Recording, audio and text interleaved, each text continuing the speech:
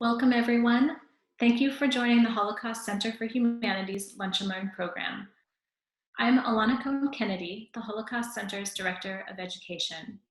I'm currently reading The Choice by Holocaust survivor Dr. Edith Ager, a new memoir currently on the bestseller list.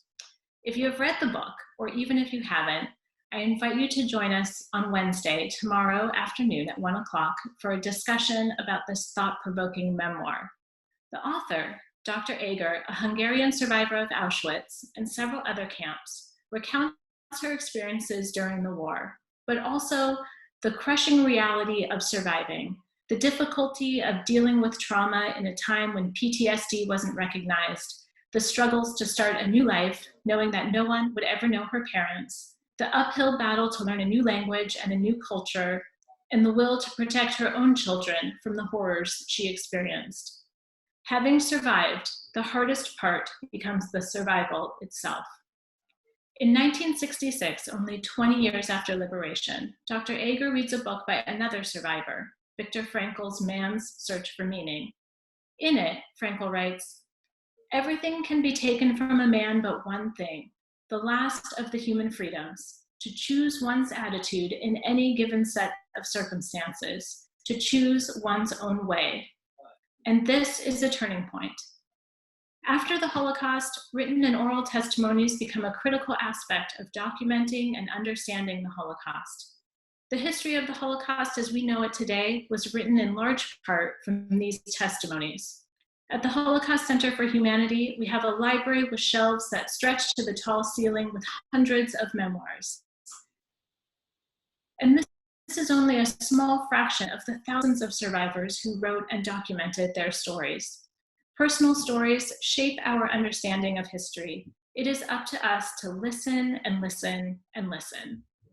Jessica Fenton grew up near her grandparents and knew they were Holocaust survivors. Like Dr. Ager, the author of The Choice, they rebuilt their lives in the United States, forced to struggle with the trauma they had endured and the determination to make meaning in the lives they had been given.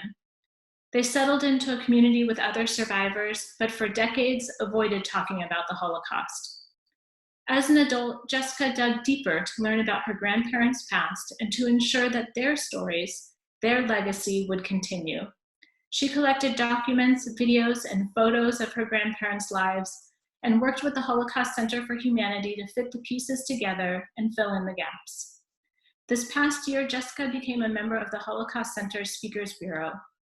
Jessica will take questions at the end of the program. Please use the Q&A feature at the bottom of your screen to type in questions at any time. And Jessica, thank you so much for being with us today and for all the work that you have put into this presentation.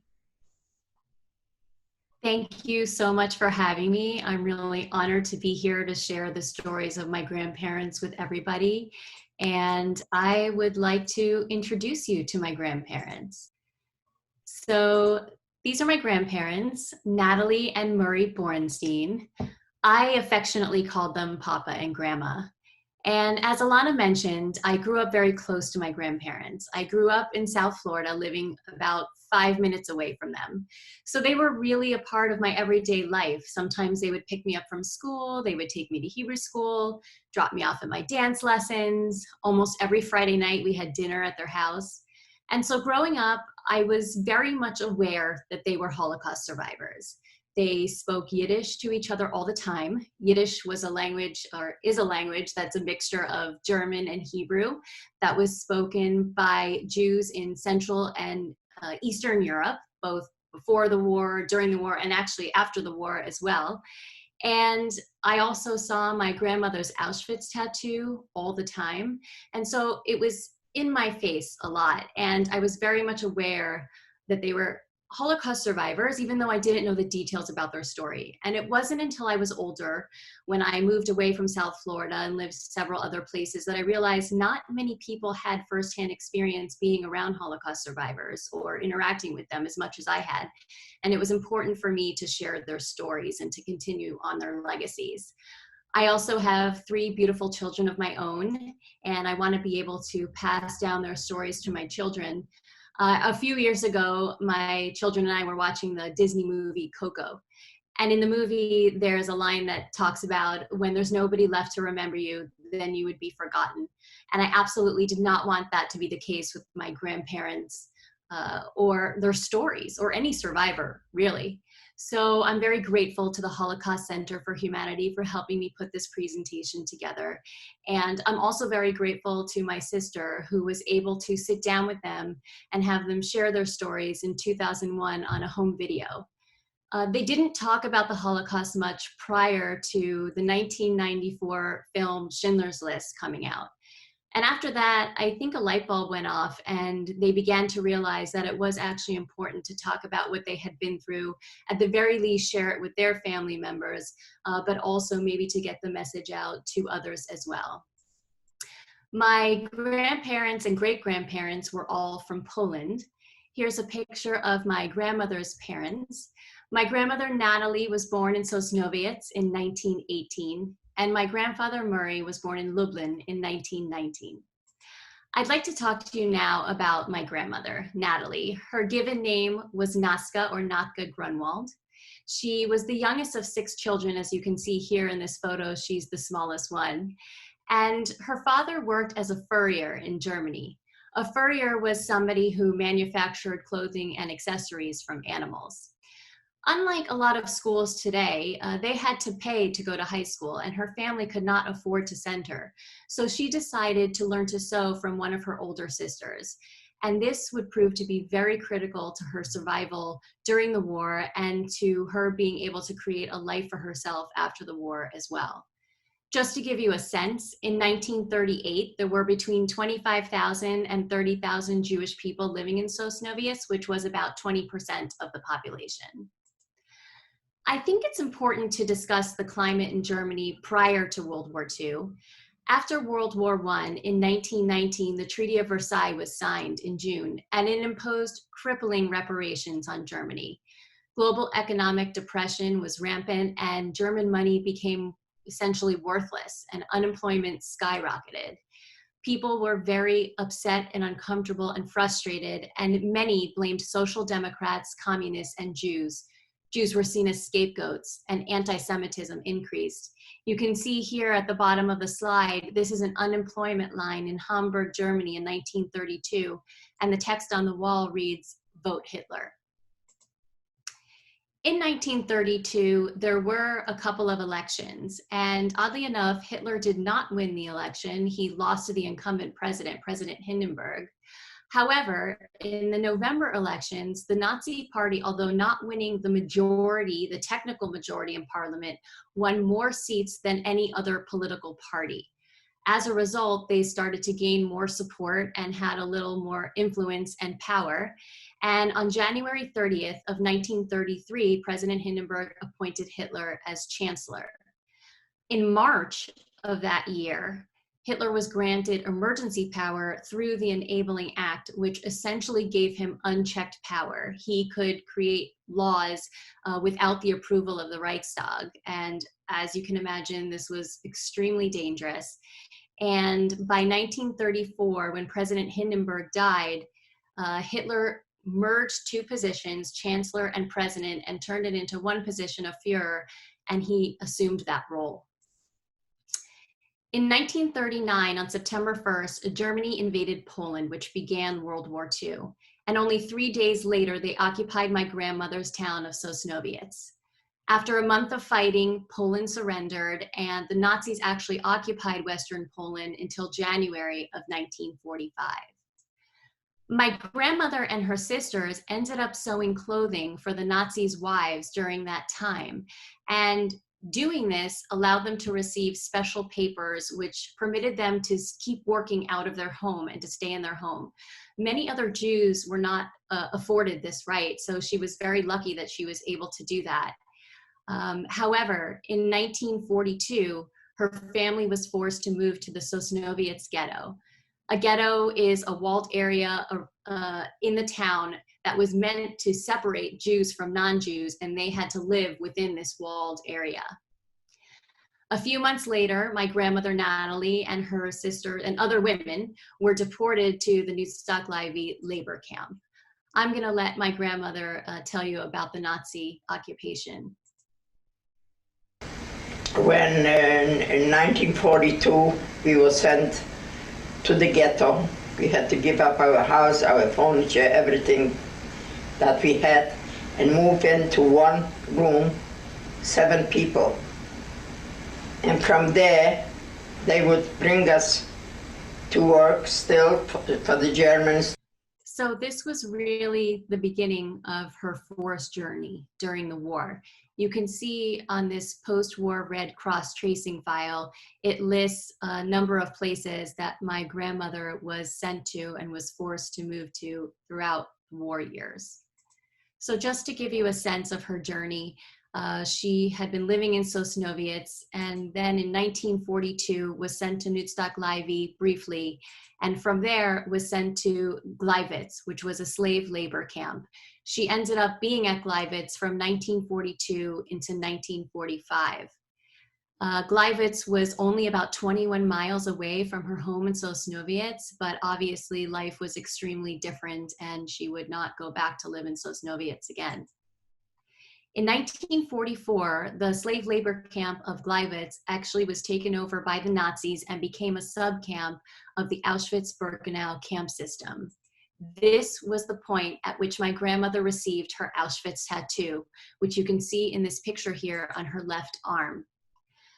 This is not a picture of the day that she received her tattoo. Clearly, she is healthier and more put together than she was during that time, but it does show the numbers on her arm clearly. And in having these numbers, the Holocaust Center was able to unlock more information and find out that the exact day, May 4th, 1944, that she received her tattoo. And you can see from this little blurb from the Auschwitz Chronicle, 261 Jewish prisoners who are acquired in the takeover of the forced labor camp for Jews in Gleiwitz received the following numbers. Probably the other 245 female Jews receive another set of numbers, and my grandmother's number falls within that range. I'd like to point out that this description here uses the word acquired. And that definitely indicates the sentiment at the time that Jews were property. They weren't even considered humans. Their names were taken away, they were given numbers, and they were taken from here to there or moved forcefully as if they were pieces of property. Again, can allow my grandmother to describe her work that she did at the Gleiwitz slave labor camp. They were producing suds, black suds. All of us were black from top to bottom, only the apple of the eyes. They produced from the black suds, they produced gunpowder and tires for cars. My grandmother did some very hard slave labor, and I believe that she continued to sew for the Nazis' wives, which might have helped her survive. She also spoke a number of different languages, which helped translate between the Nazis and some of the other prisoners, which may have also contributed to her survival. By mid-January in 1945, the Soviet forces were nearing Auschwitz-Birkenau, and the prisoners of Gleiwitz were forced to leave the camp on a death march. After a day of marching, they were forced back to the camp due to the approach of the Soviet army. And at that point, the women were then transported in cattle trains to Ravensbrück concentration camp. I remember my grandmother telling us one time that this transport going to Ravensbrück, she felt lasted about 11 days. And she said it was snowing and they were cold and they were extraordinarily hungry. They would actually eat the snow off of the jackets of fellow prisoners on that train just to stay alive. So again, her journey continued from Gleiwitz briefly through Oranienburg and then on to Ravensbrück concentration camp. Ravensbrück was a concentration camp set up for female prisoners in Germany. It was originally built in 1938 to hold about 6,000 prisoners. And when it opened, there were about 900 prisoners. By 1945, when my grandmother was there were over 50,000 prisoners at Ravensbrück. So you can just imagine what the conditions were with that many prisoners put into a facility that wasn't built to hold that many people. The living conditions were horrible. There was not enough food to go around, and illness broke out, and typhus was rampant there. My grandmother was no exception. She also contracted typhus. And when the Soviet forces liberated Ravensbrück between April 29th and May 1st, she had typhus. I'm not exactly sure where she ended up going to recover from typhus, but I do know that several months later, she ended up joining a group of people that were getting ready to go to what would then become Israel. She didn't have a place to live, and this group provided some hope that she could go live in the land of Israel. She studied Hebrew. The group called themselves a kibbutz. And at that point, she found out that she actually had two older brothers that had survived the war, Arnold and Harry. Her older brother, Harry, had then arranged for her to come to Stuttgart, Germany, where there was a displaced persons camp. And just to give you a sense, from 1945 to 1952, over 250,000 Jewish displaced persons lived in camps in Europe. These were kind of like what you might imagine a refugee camp. The people had no place to live, and there were agencies that were set up trying to help them find other members of their family that may have survived and to try to help them move on to create a new life for themselves. Oftentimes conditions were not good at all. My grandmother was, I guess, fortunate to be at Stuttgart, where she was put in a requisitioned apartment building and was able to be there with other people who had survived the war. While she was there, she decided to continue taking Hebrew classes to keep up what she had learned. I want to pause here for a minute and pivot to my grandfather's story, my Papa Murray. His given name was Motek Borenstein, and he, as I mentioned, was born in Lublin. He had 3 brothers and 4 sisters, and the family lived in a 4-family house that his father had built after World War I. He had a family that lived above him, his family lived on the main floor, and 2 families lived on the basement level below him. Tragically, he was the only one of his family members to survive the Holocaust, and he ended up living in Lublin until 1939. In 1939, Germany and Russia divided Poland with the Molotov-Ribbentrop Pact, and Nazi forces occupied the city of Lublin on September 18th. Following the occupation, my grandfather was put into forced labor for the German army. And after a couple of weeks of doing that kind of work, he would come home with black eyes and missing teeth. And his mother looked at him and said, "You need to get out of here. This is not safe." She wanted to save his life. So after a couple days, he escaped to Russian-occupied Poland. These were German soldiers that were in his town of Lublin in 1939. My grandfather's journey started in Lublin, and then he ended up crossing the border on foot. He traveled by horse and buggy as well to get to Rovno, which was in the Russian-occupied part of Poland.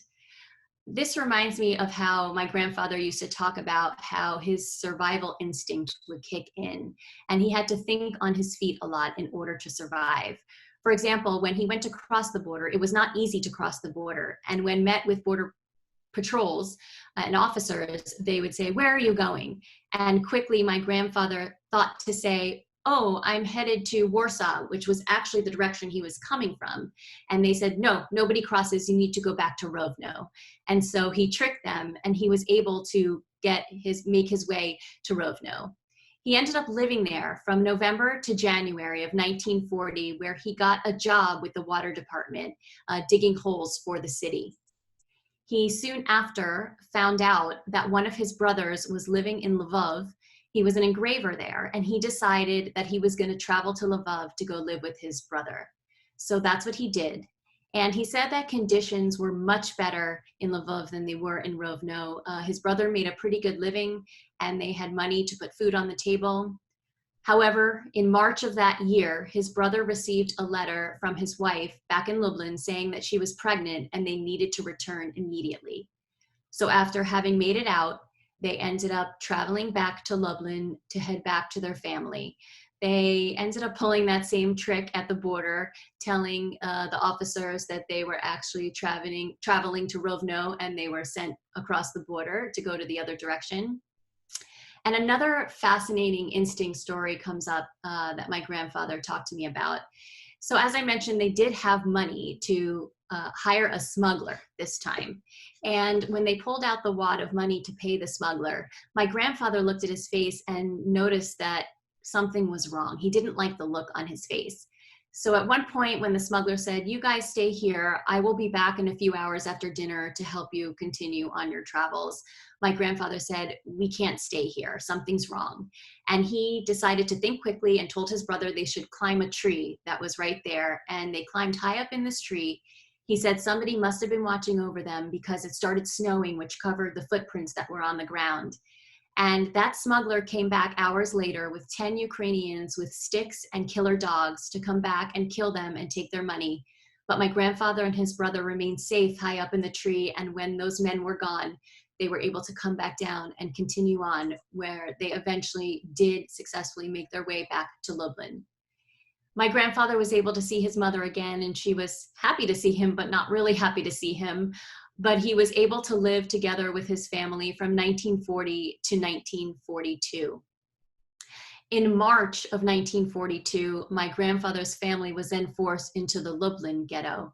And at that point, my grandfather was able to get a job working for the Germans on the railroad. But the condition of that job was that he needed to live at the railroad, sleeping on the trains, and was only permitted to come home on Sundays. So in September, while my grandfather was at work, the ghetto was liquidated, meaning the Nazis rounded up all the Jews living in that ghetto and deported them from the ghetto. And many of them went on to concentration camps and death camps and were put to death.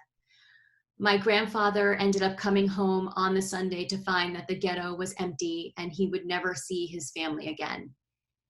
He thought to himself, where am I going to go? And he remembered that he had a step-uncle living in the Maidan Tatarsky ghetto, which was not far from where he currently was. And he decided that's where he was going to go to live and to be with relatives. So he traveled to Maidan Tatarsky, which was about 2.5 miles away. And this ghetto was located adjacent to the Majdanek camp, which began as a slave labor camp and then was turned into a death camp. I'm going to let my grandfather explain to you his memories of that ghetto. I forgot to mention that every night we lived about a half a mile from the Majdanek, from the real concentration camp. Every night we had screaming and we smelled the flesh from the people who were burned in the ovens. People say that never happened, but I can testify it happened, the Holocaust. My grandfather lived there with his step-uncle in the Maidan Tatarsky ghetto until November, when that ghetto was liquidated as well. And he was forced on a march to the Majdanek camp. As he just described, he knew what was happening at that camp. And I'm going to let him explain to you how he escaped. So I was in the group which was marching to Majdanek to the concentration camp. And I said to myself, I wouldn't go there because I know what it's going to be the end. I have to run away. But people that were running away from the group, and they were shot at. And I had to wear a U, that means a sign of the Jewish star. So I first of all pulled up the star. And when we came to a corner with the group, I saw 3 people run away, and they were all looking there how the soldiers shot them. And I, instead of stepping with the group, I stepped aside where the Polish people standing, and I stood quietly, and the whole group went by.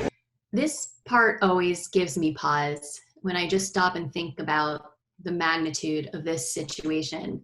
My grandfather was in his young 20s. He had just lost his entire family. He knew what his fate would be if he continued to march on to Majdanek camp. And the fact that he was as brave and as quick thinking as he was really is just incredible to me.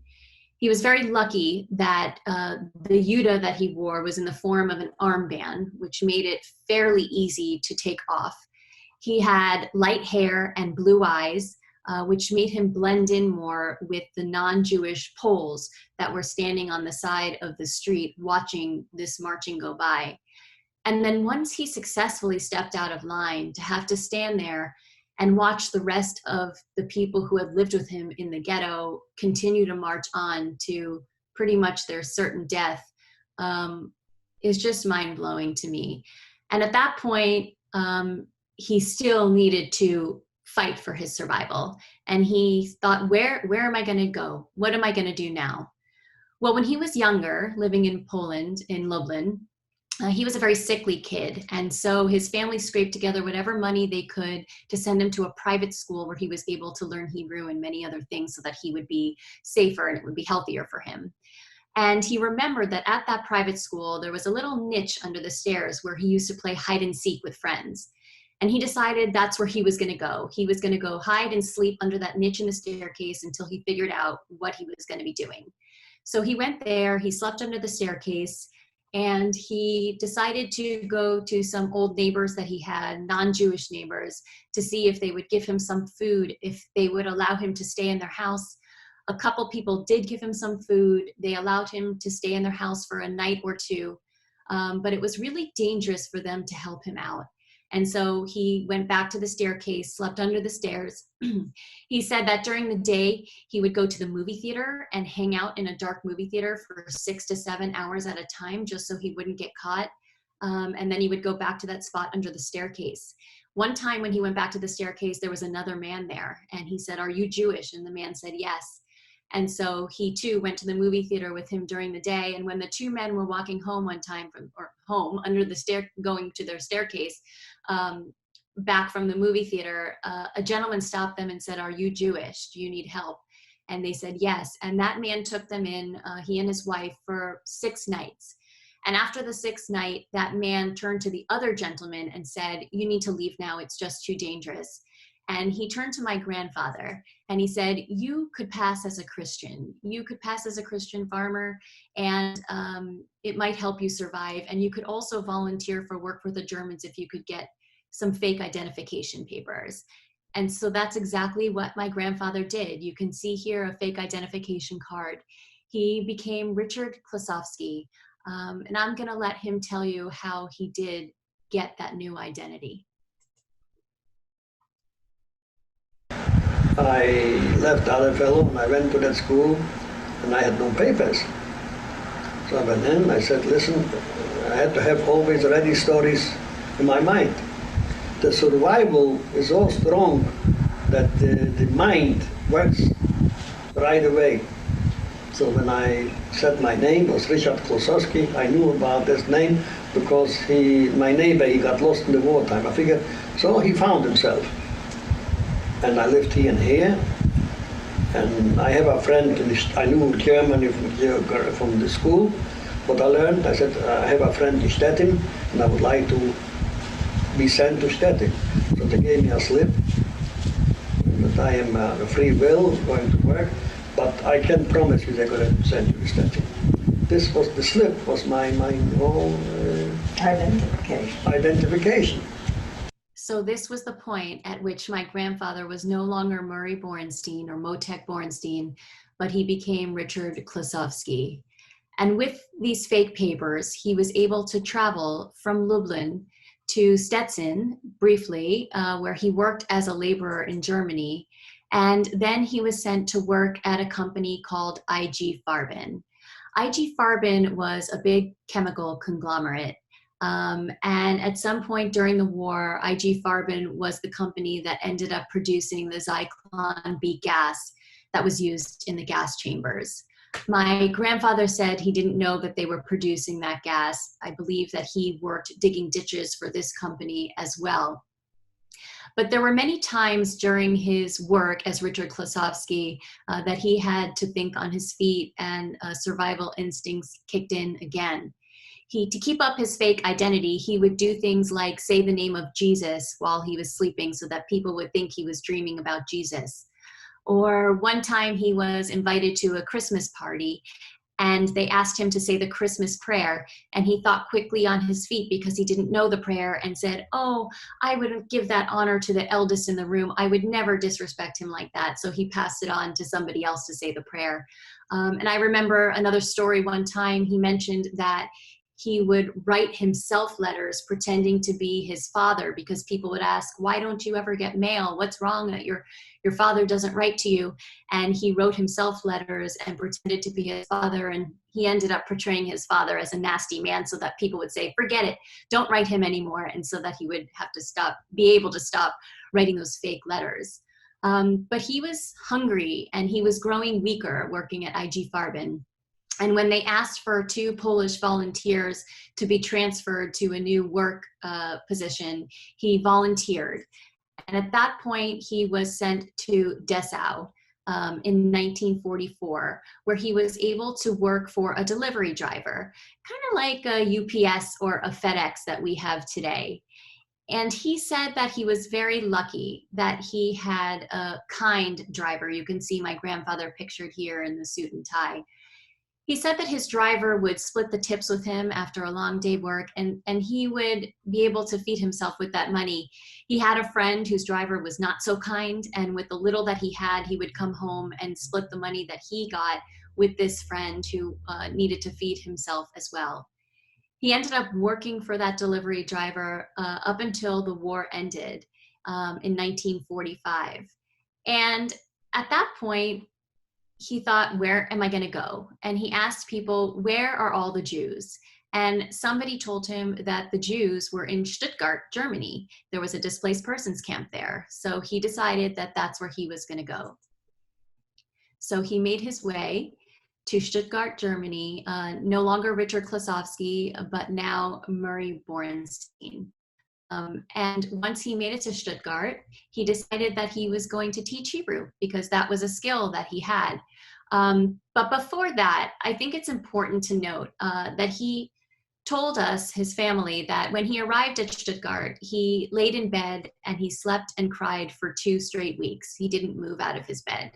He had lost everything he ever knew or loved, his entire family. And after 2 weeks, he told himself, I could either live or I could die. And he decided he wanted to live. So he pulled himself together, and that's when he did decide to teach Hebrew classes in Stuttgart. I am going to let my grandparents tell you how they met. I joined the class not to forget what I was learning in kibbutz. Excuse me, and the teacher fell in love with the students, you know? And the teacher fell in love with the student, and we fell in love, the 2 of us, and we got married. So my grandparents got married in 1946. As I mentioned, my grandmother's brother, Harry, who was living in the Stuttgart displaced persons camp with them, he was the first one to be able to immigrate to the United States.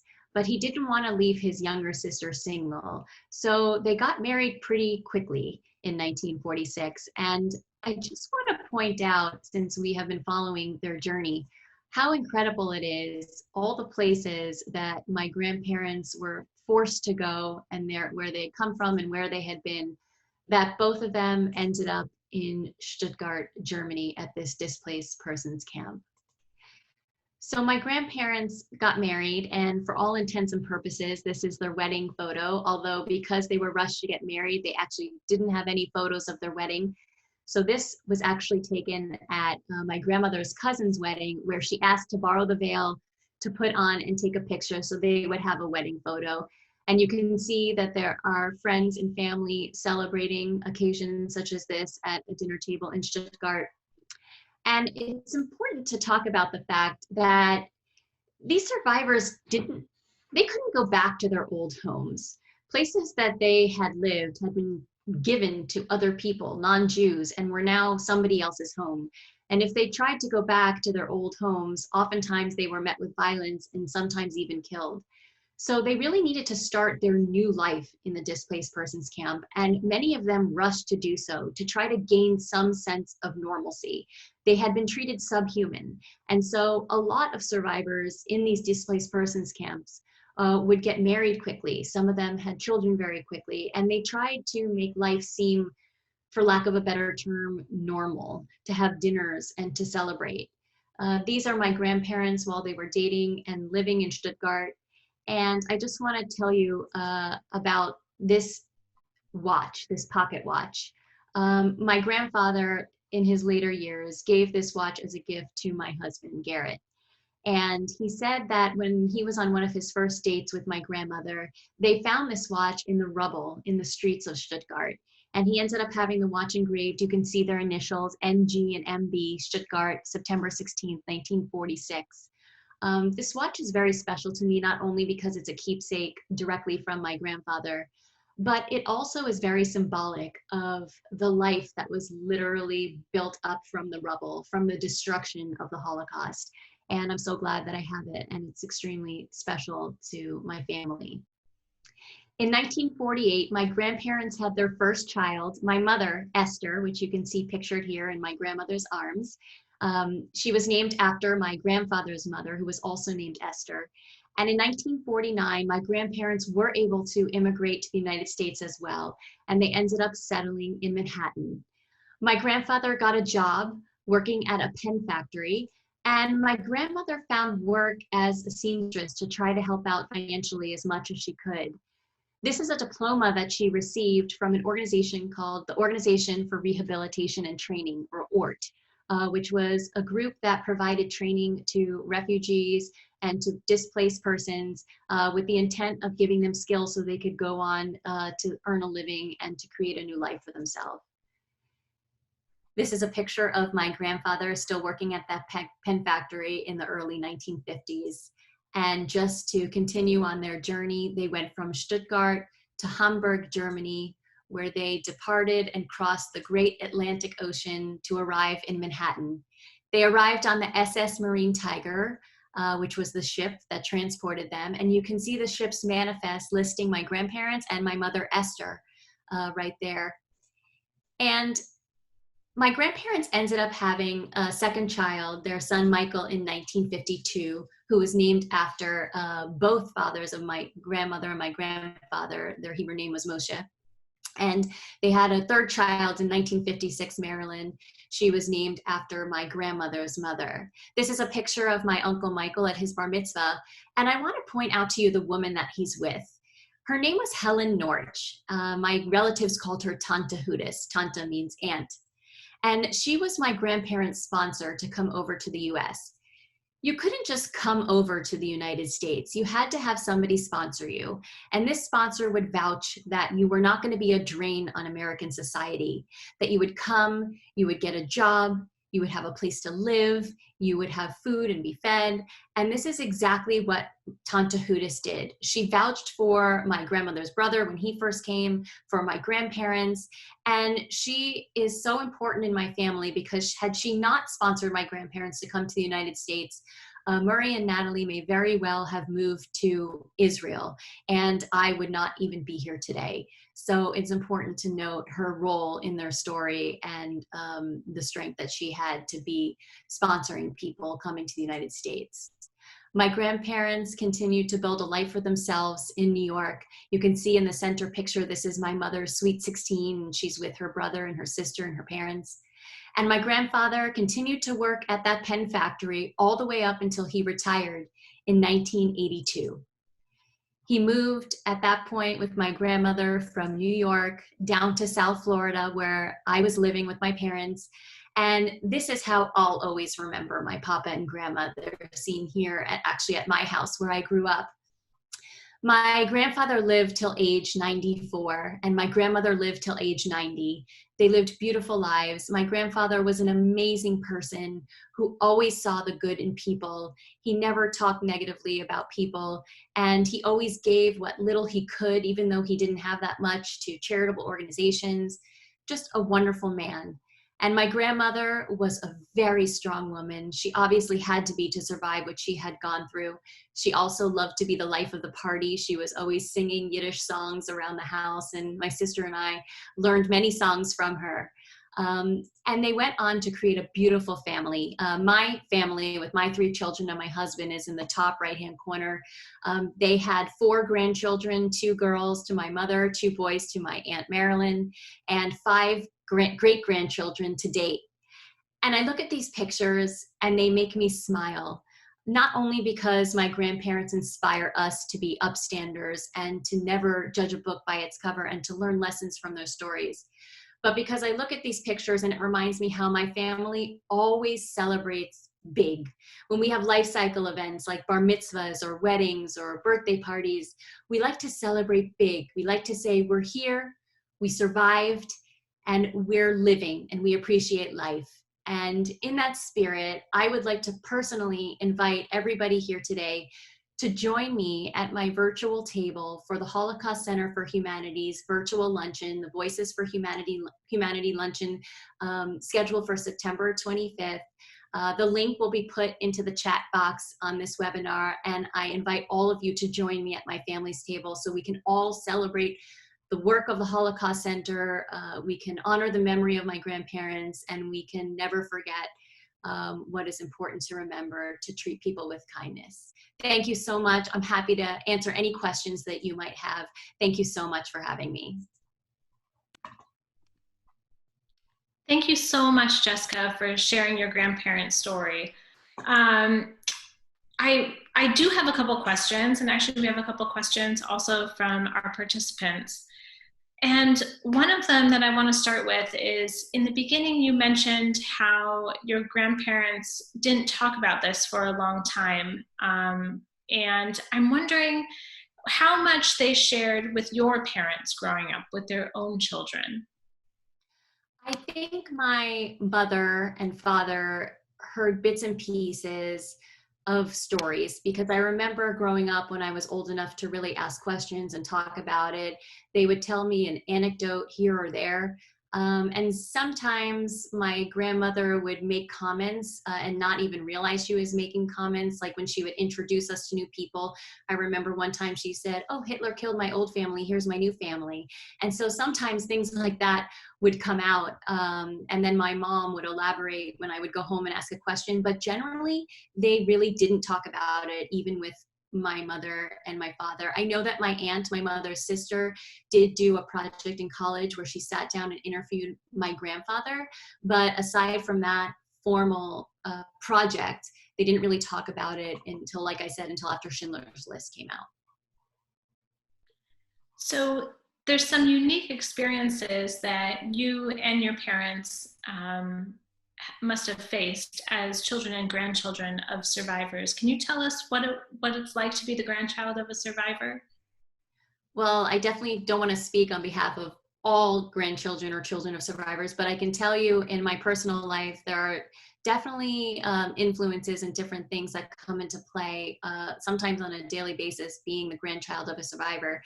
For example, whenever we have meals with my children and they're not finishing their food, we always talk about how my grandmother would say, "You need to finish all your food, even if you didn't like it. You just always ate all the food at the table," because they were so lucky for any scrap of food that they had during the war. My grandmother used to even sometimes suck the bone of the chicken just to get every last bit of nutrient out of the chicken. And these are things that I definitely picked up on and kind of subconsciously even talk about in my daily life now. And I think in general, it's just something that never really leaves your mind, even though you go on with your everyday life.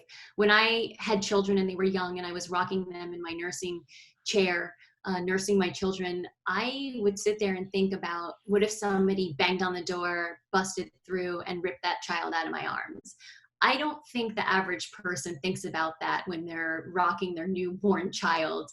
I think that's something that just comes with being around Holocaust survivors, and it definitely gives me and my family a lot of perspective at times when we start to lose perspective. So there's another question here from one of our participants who writes, Your grandparents' survival has similar aspects to other survivors, including luck, survival skills, and determination. Did they ever say anything about how they perceived the Polish people? For example, were they helpful to Jews, helping the Germans, etc.? That's a great question. It's actually something that my grandfather did talk about a lot, that he was very grateful to the non-Jewish Poles who did help him. Instead of focusing on some of the bystanders that didn't do anything or didn't help, he always gave credit to the people who let him sleep in their house for a few days or gave him food, or people who might have found out that he was Jewish when he was posing as Richard Klusovsky but didn't give him up. And there were many people that would have. And I think that's why he always believed in the kindness of people, specifically because of the non-Jews that he had experience with during the war. My grandmother didn't so much because her experience was so different. She was basically in a camp for most of her experience. So she probably didn't have as much interaction with non-Jews who were helpful during the war. So there's another question here. This one comes from Irene, and she writes, "Thank you so much for sharing your family's story. Did your grandparents ever express any survivor's guilt?" They did not express any survivor's guilt per se. I know that part of the reason that they didn't talk about it was that they didn't want to think about all the horrors, specifically for my grandfather. When he had nobody left, if he stopped for a moment to think about that, he would have broke down all the time, and it would have been really hard for him to move on with life. So I think they almost had to put that behind them. That's not to say they didn't feel any survivor's guilt, but it definitely did not come up in conversations. And I wish more than anything they were here today so I could ask them questions like this. Thank you. Another question here about your mother, and a question about whether she spoke to the public about her parents' stories. She did not. She's actually on the webinar right now. I would say part of the reason that she didn't is because we didn't know as many details as were in this presentation. After finding documents and photos, and actually her Auschwitz tattoo number released a lot of information, to be honest with you, I didn't even know all the places that my grandmother had traveled. I knew she was at Gleiwitz slave labor camp. And aside from that, I didn't know much about my grandmother's story. Later in life, when my grandfather ended up writing a memoir that he distributed to family and friends, I found out more details from him.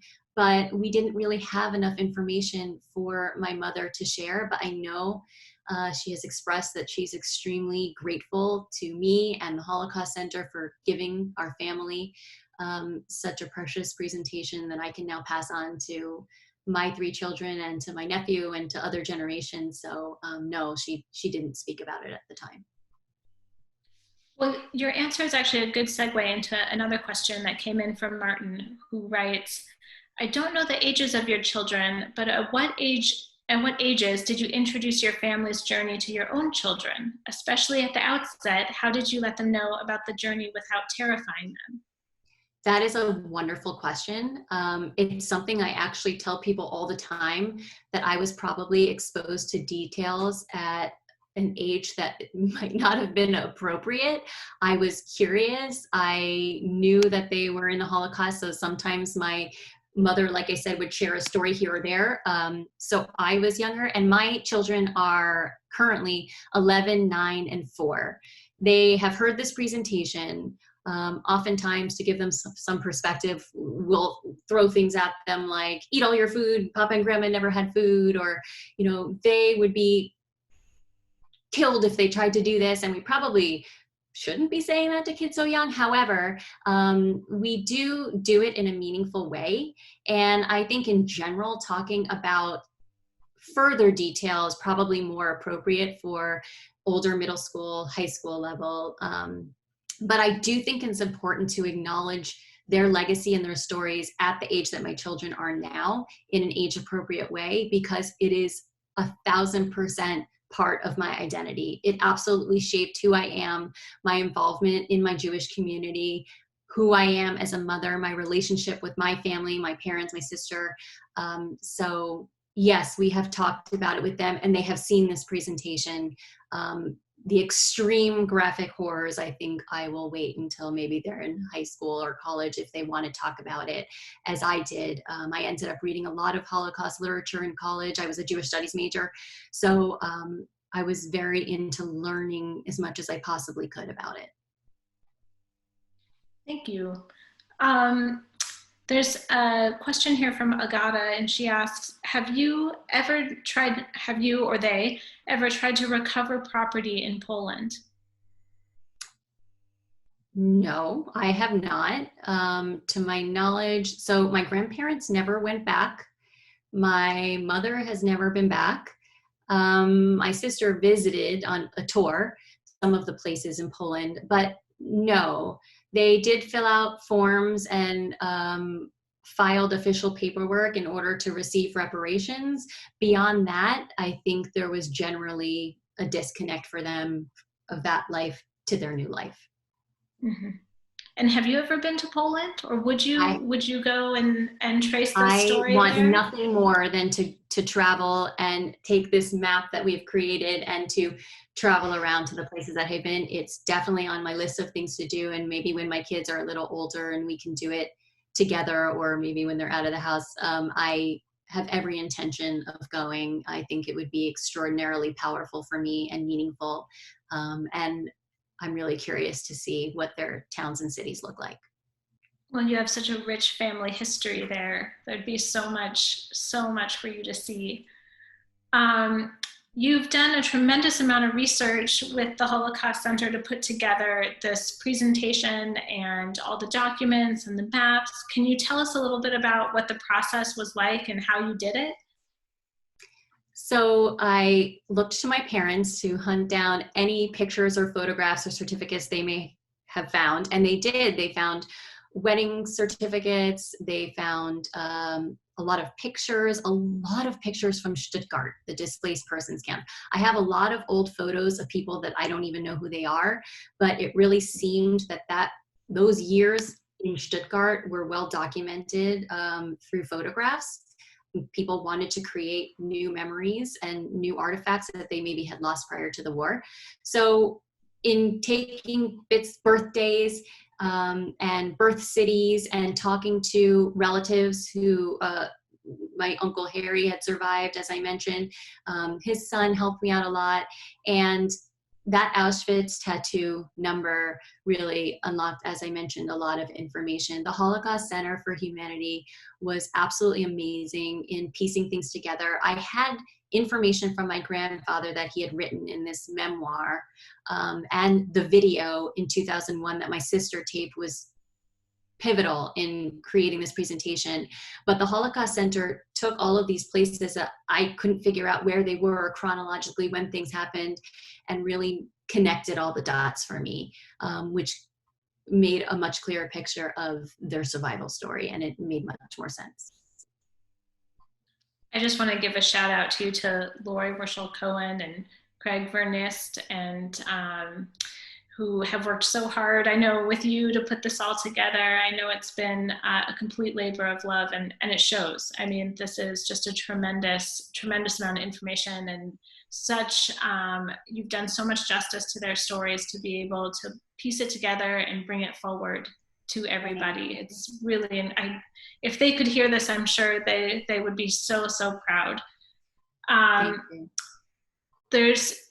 If your grandparents had some advice for all of us today, what do you think they would tell us?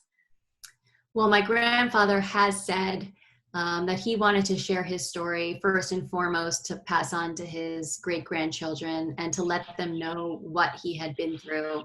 But that he always talked about not judging a book by its cover, looking for kindness in people.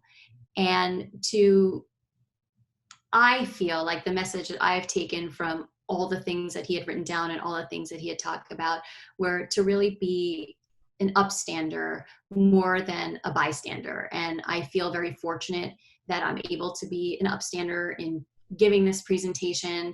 I know that there are so many things going on in the world today that are providing many opportunities for us to become upstanders if we're not already. But I know that he would really share to lead with love and not with hate, and just to be aware of the danger of treating people as other, that we are all people. And my grandfather really embodied that. And I can really feel him passing on that message through me and down to our future generations. Jessica, we're so proud to have you as part of our Speakers Bureau at the Holocaust Center and to be able to include their stories. And thank you so, so much for just this excellent presentation, for all of your passion and hard work to bring it forward. And just thank you for being with us at this Lunch and Learn program today. Thank you so much for having me. I was so excited about it. I'm thrilled to be sharing their stories. I hope to go into classrooms more often in the future and to share their stories. Thank you so much. And thank you so much to the Holocaust Center for Humanity for doing all the great work that you're doing. Thank you. Thank you. Just a reminder to everyone listening, if you want to join Jessica's table at our luncheon, the link is in the chat, or you can just email us and we can send it to you, or you can just sign up on our website.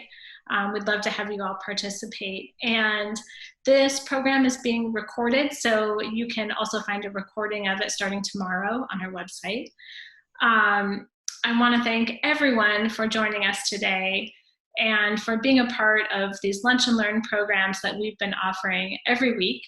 At the Holocaust Center for Humanity, it takes a very motivated and dedicated team to continue to offer a large variety of programs, including our book talks like the one I mentioned tomorrow.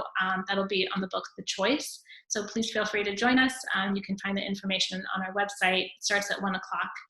And discuss that book. And it's okay if you haven't read it, you can join us anyway and just learn about the book. I also want to let you know about a great program we have going on July 29th.